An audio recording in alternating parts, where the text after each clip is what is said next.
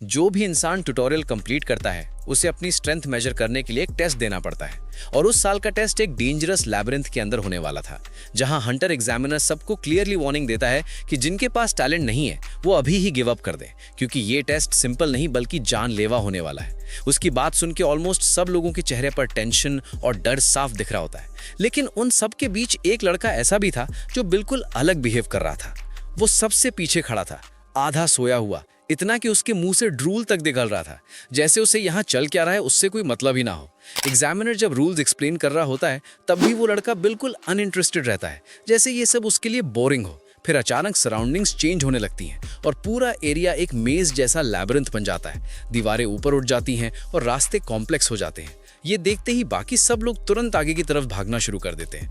हर कोई जल्दी से एग्जिट ढूंढना चाहता है, लेकिन वो लड़का वहीं खड़ा रहता है, बिना हिले, बिना घबराए। फिर वो कैजुअली एग्जामिनर को आवाज देता है, हे, एग्जिट कहाँ है? ये सुन के एग्जामिनर थोड़ा शॉक हो जाता है, क्योंकि इस सिचुएशन में कोई इतना नॉर्मल कैसे बिहेव कर सकता है। वो उस लड़के को ध्यान से देखने लगता है, कंफ्यूज होकर सोचता है कि ये सच में न्यूबी है या कोई मजाक कर रहा है। उस लड़के का अपीयरेंस भी बिल्कुल अजीब होता है, चप्पल पहनी हुई, कपड़े भी बिल्कुल ऑर्डिनरी, और सबसे स्ट्रेंज बात ये कि इतनी डेंजरस सिचुएशन में भी वो बिल्कुल रिलैक्स्ड है। एग्जामिनर इरिटेट हो जाता है और गुस्से में बोलता है, क्या हंटर एग्जाम तुम्हें जोक लग रहा है? लेकिन लड़का बस हल्का सा हेड टिल्ट करता है और बिल्कुल कैजुअली एक बेट प्रपोज कर देता है। वो कहता है कि वो ये टेस्ट सिर्फ 20 सेकंड्स में कंप्लीट कर सकता है। पहले तो एग्जामिनर इस बात को इग्नोर करता है और कहता है उसका मूड नहीं है, लेकिन लड़का उसे प्रोवोक करता है। डर गए क्या? ये सुनते ही एग्जामिनर का ईगो हर्ट हो जाता है और गुस्से में वो 10 मिलियन वॉन की बेट मान लेता है। उसे पूरा कॉन्फिडेंस होता है कि वो जीतेगा। लेकिन उससे पहले कि वो कुछ और रिएक्ट करे, लड़का अचानक आगे डैश करता है, सीधा जाकर लैबिरिंथ की एक सॉलिड वॉल पर अपना हाथ रख देता है। सब लोग उसे देखकर कंफ्यूज हो जाते हैं, कोई समझ नहीं पाता कि वो क्या करने वाला है। अगला ही मोमेंट वो अपना हाथ पीछे खींचता है और फुल पावर से एक पंच वॉल पर मार देता है, और उस पंच के साथ ही चिंगारियां निकलती हैं। पूरा लैबिरिंथ हिलने लगता है और सिर्फ एक ही अटैक में वो वॉल तोड़ देता है। इतना ही नहीं, पूरा स्ट्रक्चर कोलैप्स होने लगता है। सब लोग शॉक में खड़े रह जाते हैं, उन्हें समझ नहीं आता कि अभी क्या हुआ, और वो लड़का बस कामली पीछे मुड़कर कहता है, एग्जिट यहीं है। फिर एग्जामिनर की तरफ देखकर बोलता है, अब मेरे 10 मिलियन वॉन दे दो। प्रोफेशनल हंटर्स तक स्पीचलेस हो जाते हैं और वो लड़का हंसता हुआ बोलता है, सबसे इजी पैसा था। लेकिन इसके बाद स्टोरी हमें पीछे ले जाती है, टावर के अंदर, जहां से उस लड़के की असली जर्नी स्टार्ट होती है।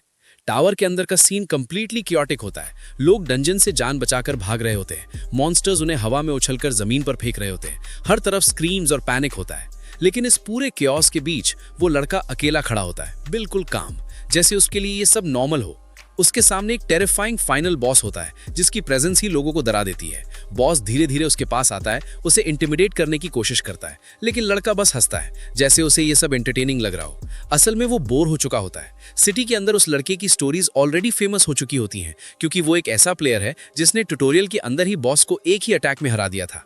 मॉन्स्टर खुद कंफ्यूज होता है कि ये कैसे पॉसिबल है। तब लड़का कैजुअली पूछता है, तो असली बॉस कौन है? उसके फेस पर एक क्रेजी स्माइल होती है। नॉर्मली ये बॉस 95 में से 70 प्लेयर्स को मार देता है, लेकिन यहाँ सिर्फ एक फ्लाइंग किक में खत्म हो जाता है, और ये उसका 1394th क्लियर होता है। बॉस की डिफीट होते ही एक पोर्टल ओपन होता है, जो नॉर्मली प्लेयर्स को रियल वर्ल्ड में वापस भेज देता है।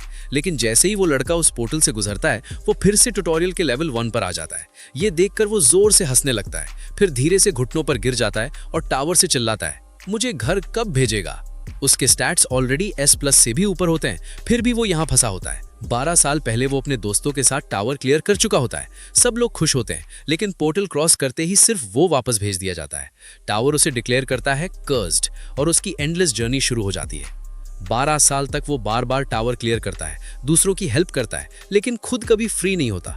फिर एक दिन बॉस डिफीट करते ही पूरा टावर एक्सप्लोड हो जाता है। एक ब्राइट लाइट के बीच पोर्टल ओपन होता है, वो कुछ सेकंड्स तक रुकता है, फिर अंदर चला जाता है, और इस बार वो सच में रियल वर्ल्ड में वापस आ जाता है। हंटर एग्जाम के दिन मीडिया एक रुकी कांग हियन ली को हाईलाइट करता है, जो एक मार्शल आर्ट्स जीनियस होता है।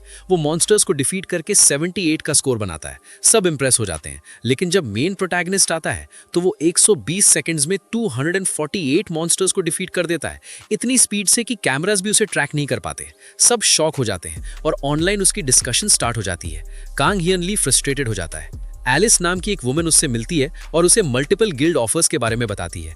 एरीज गिल्ड उसे 10 बिलियन वॉन ऑफर करता है, लेकिन वो बिना सोचे मना कर देता है, क्योंकि वो किसी के अंदर काम नहीं करना चाहता। बाद में वो अपने पुराने दोस्तों से मिलता है जो अब पावरफुल गिल्ड लीडर्स बन चुके होते हैं। वो उसकी पुरानी क्रेजी स्टोरीज याद करते हैं, जैसे ड्रैगन को मीट के लिए मारना या डंजन को घर बनाना। फिर वो बताते हैं कि दुनिया बदल चुकी है और सब उसे रिक्रूट करना चाहते हैं, लेकिन वो सिर्फ एक ही बात कहता है, मुझे सिर्फ आराम चाहिए।